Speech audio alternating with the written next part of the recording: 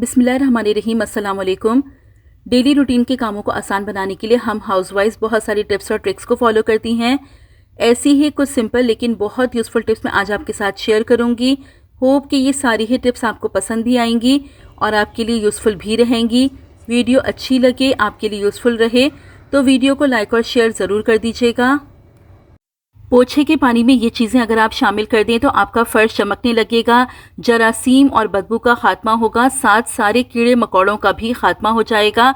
तो जब भी आप पोछे का पानी बनाएं, सबसे पहले आप उसमें शामिल कर दीजिए मीठा सोडा। तकरीबन 1 टेबल स्पून आप मीठा सोडा शामिल कर दीजिए। उसके बाद आप शामिल कर दीजिए नमक।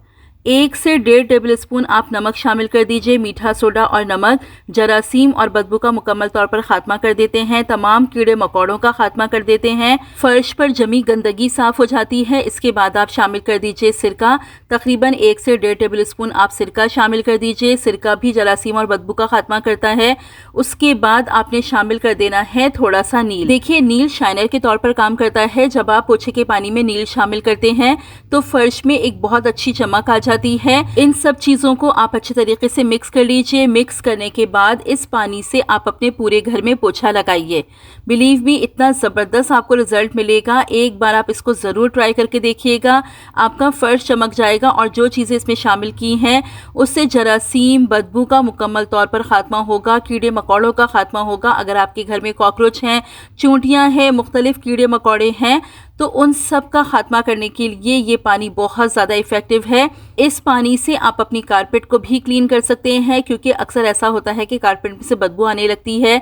तो कारपेट की भी वीकली क्लीनिंग बहुत ज़्यादा ज़रूरी होती है। बस आप इसी पानी से अपनी कारपेट्स को भी साफ़ कीजिए, अपने घर के जितने मैट्स हैं उनको साफ़ कीजिए, कपड़े को आप वाइपर में लगा लीजिए और इस पानी से आप अपनी दीवारों को साफ़ कीजिए। मकड़ी के जालों का मुकम्मल तौर पर खात्मा हो जाएगा। तो इस पानी को बना के आप लाजमी ट्राई कीजिएगा। देखिए, आपने ले लेना है थोड़ा सा टूथपेस्ट और इसमें शामिल कर दीजिए आप 1/2 टेबल स्पून नमक। इन दोनों चीज़ों को आप अच्छे तरीके से मिक्स कर लीजिए। अब इसका मैं आपको ज़बरदस्त सा इस्तेमाल बताती हूँ कि इस पेस्ट को आप कहाँ कहाँ इस्तेमाल कर सकते हैं। आपकी बहुत सारी प्रॉब्लम सॉल्व हो जाएंगी अगर आप इसका इस्तेमाल करते हैं। देखिए, सबसे पहले मैं आपको बताऊँ कि हमारा जो लकड़ी का फर्नीचर होता है इसमें अक्सर स्क्रैच आ जाते हैं, या खेलते खेलते बच्चे कोई टॉय मार देते हैं और फर्नीचर में लाइन पड़ जाती है। उसको रिमूव करने के लिए आप इस पेस्ट का इस्तेमाल कर सकते हैं। ये देखिए, इस तरह से जो हमारे फर्नीचर में लाइनें पड़ जाती हैं, बस आप इस पेस्ट को थोड़ा सा लगाइए। लगाने के बाद कपड़े की मदद से आप इसको रब कीजिए। बस आप 2 से 3 मिनट रब करेंगे। उसके बाद आप देखिएगा जो भी स्क्रैच होगा फर्नीचर पर वो बिल्कुल गायब हो जाएगा। तो ये तरीका बहुत इफ़ेक्टिव है। अगर फर्नीचर पर स्क्रैच आ गया हो तो इस तरीके को फॉलो करके आप फर्नीचर के स्क्रैच को ख़त्म कर सकते हैं। सेम इसी तरह क्या होता है कि जब हम हैवी फर्नीचर को खिसकाते हैं तो हमारे फर्श पर भी स्क्रैच पड़ जाते हैं। उन स्क्रैचेस को फ़ौरन साफ़ करने के लिए भी आप इस पेस्ट का इस्तेमाल कर सकते हैं।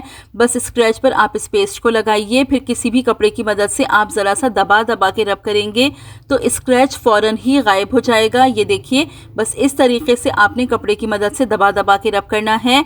मिनटों में स्क्रैच गायब हो जाएगा। तो ये तरीका बहुत इफ़ेक्टिव है स्क्रैचेस को ख़त्म करने के लिए।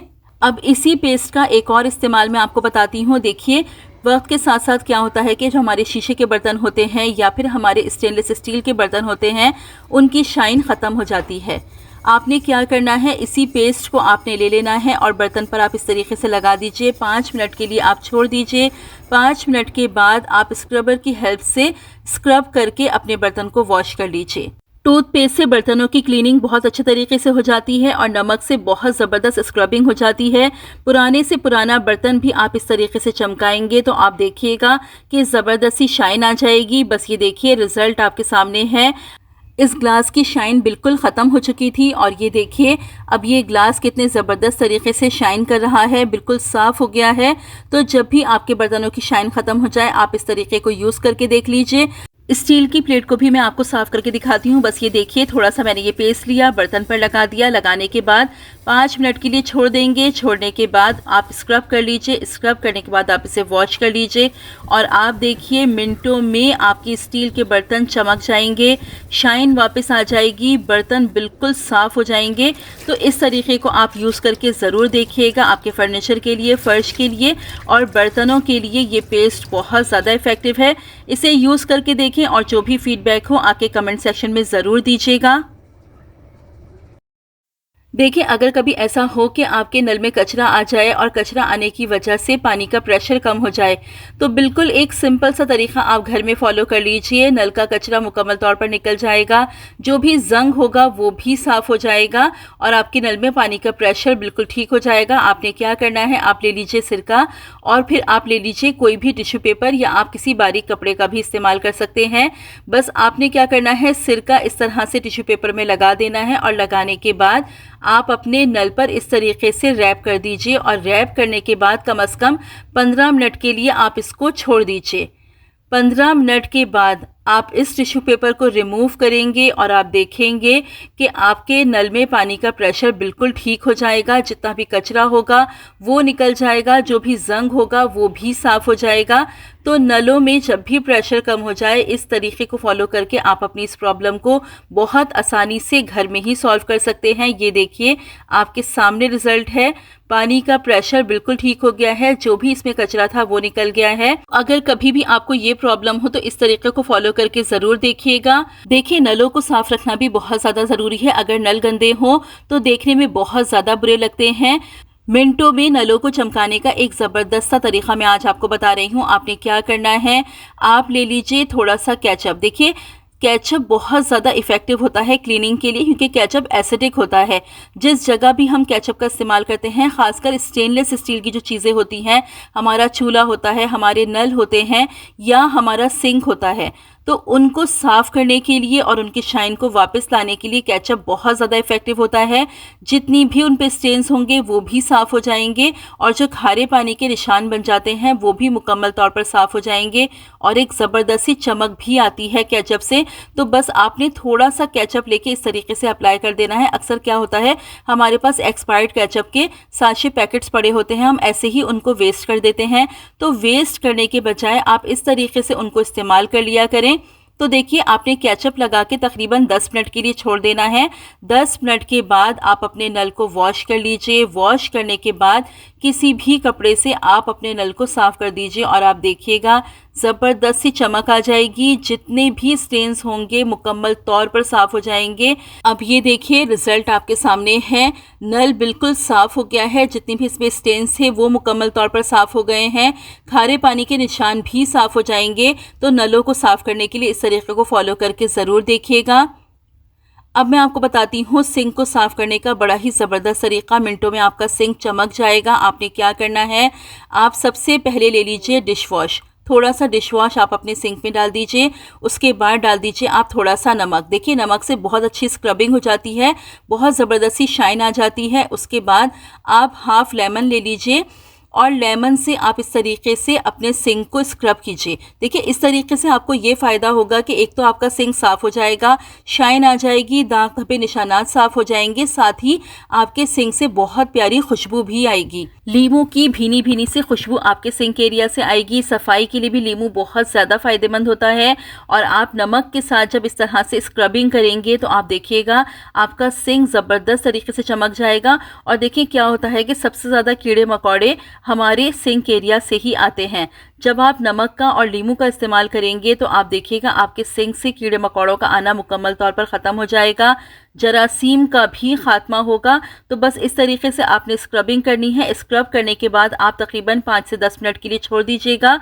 उसके बाद आप अपने सिंक को वॉश कर लेंगे। अब ये देखिए रिज़ल्ट आपके सामने है, सिंक बिल्कुल साफ़ हो गया है और बहुत ज़बरदस्त सी शाइन भी आ गई है। तो सिंक को साफ़ करने के लिए एक दफ़ा इस तरीके को आप लाजमी फ़ॉलो करके देखिएगा, आपको ज़बरदस्त से रिज़ल्ट मिलेंगे। अगर यहाँ तक वीडियो देख ली है और वीडियो अच्छी लगी है तो जल्दी से वीडियो को लाइक कर दीजिए। देखिए अपने लाइटर्स को क्लीन करना भी बहुत ज़्यादा ज़रूरी होता है। ये देखिए मैंने लाइटर को काफ़ी टाइम से क्लीन नहीं किया है, कितना ज़्यादा गंदा भी हो रहा है, बहुत ज़्यादा चिकनाई भी लाइटर पर जमा है। तो इस लाइटर को मिनटों में साफ़ करने का आपको ज़बरदस्त एक तरीका बता रही हूँ। कोई टूथपेस्ट इस्तेमाल नहीं करना है आपको, ना ही आपको किसी डिश वॉश का यूज़ करना है। बस आप क्या कीजिए, एक कोई भी आप कपड़ा ले लीजिए और कपड़े पर आपने डाल देना है थोड़ा सा नमक। जी हाँ, बहुत ज़बरदस्त तरीका आपको बता रही हूँ, बिल्कुल भी मेहनत आपको नहीं करनी पड़ेगी और सिर्फ 2 से 3 मिनट में आपका लाइटर चमक जाएगा। अब बस आप लाइटर को इस तरीके से कपड़े पर रखेंगे और इस तरह से आप इसको लपेट दीजिए और लपेटने के बाद आप इसको इस तरीके से रब करेंगे। बस 2 से 3 मिनट आप इस तरीके से नमक पर अपने लाइटर को रब करेंगे। जितने भी स्टेन्स होंगे, जो भी चिकनाई होगी, वो फ़ौरन साफ़ हो जाएगी। ना ही कोई डिश वॉश, ना ही टूथपेस्ट, कुछ भी आपको इस्तेमाल नहीं करना पड़ेगा। सिर्फ नमक की हेल्प से आप अपने लाइटर को चमका सकते हैं। ये देखिए रिज़ल्ट आपके सामने है, सारी चिकनाई साफ़ हो गई है, जितने भी स्टेन्स थे वो साफ़ हो गए हैं और लाइटर में एक ज़बरदस्त सी शाइन भी आ गई है। तो जब भी आपका लाइटर गंदा हो जाए, आप इस तरीके को फॉलो करके अपने लाइटर को मिनटों में साफ़ कर सकते हैं। अब दूसरी टिप मैं आपको बताती हूँ, वो भी लाइटर को लेके ही है। अक्सर क्या होता है कि हमारे लाइटर सही तरह से काम नहीं कर रहे होते। अब हम क्या करते हैं, लाइटर्स को वेस्ट करते हैं और नए लाइटर ले आते हैं। लेकिन अक्सर क्या होता है कि लाइटर्स में इस जगह पर चिकनाई और गंदगी जमा हो जाती है। तो बस आप एयरबड ले लीजिए और अच्छी तरह से इसको क्लीन कर लीजिए। जितनी भी चिकनाई होगी, जो भी गंदगी होगी, वो मिनटों में साफ हो जाएगी और आप देखेंगे आपका लाइटर बिल्कुल ठीक हो जाएगा। तो लाइटर को वेस्ट करने से पहले एक दफ़ा आप लाइटर को साफ करके ज़रूर देख लिया करें, क्योंकि अक्सर ऐसा होता है कि लाइटर गंदा होता है, जिसकी वजह से लाइटर काम नहीं कर रहा होता और हम ये समझ के कि लाइटर हमारा ख़राब हो गया है, हम वेस्ट कर देते हैं। तो नए लाइटर को परचेज करने से पहले एक दफ़ा आप इस तरीके को ज़रूर फॉलो करके देखें। अगर गंदगी और चिकनाई की वजह से आपका लाइटर काम नहीं कर रहा होगा तो लाजमी आपका लाइटर काम करने लगेगा। लाइटर्स की क्लीनिंग के लिए आप इस टिप को यूज़ करके ज़रूर देखिएगा।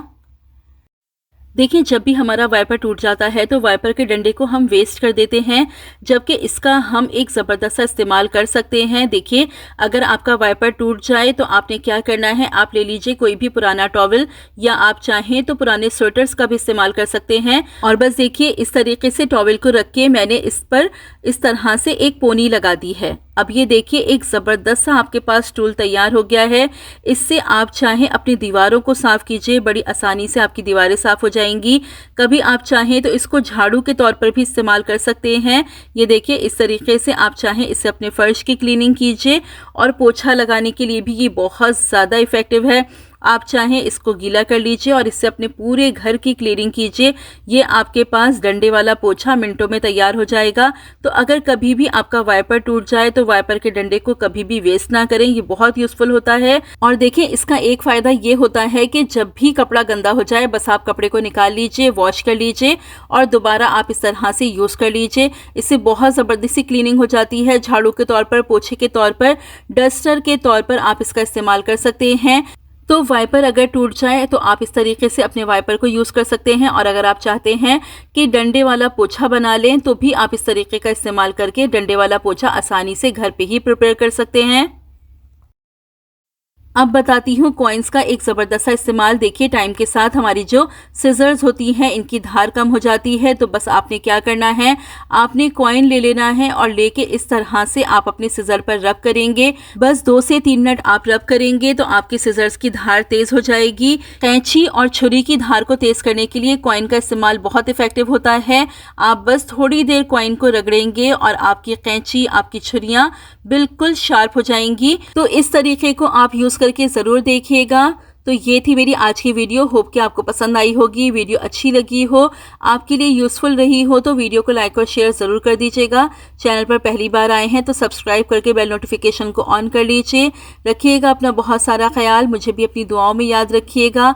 मिलती हूँ अपनी नेक्स्ट वीडियो में। Till then stay safe, stay happy. अल्लाह हाफिज़।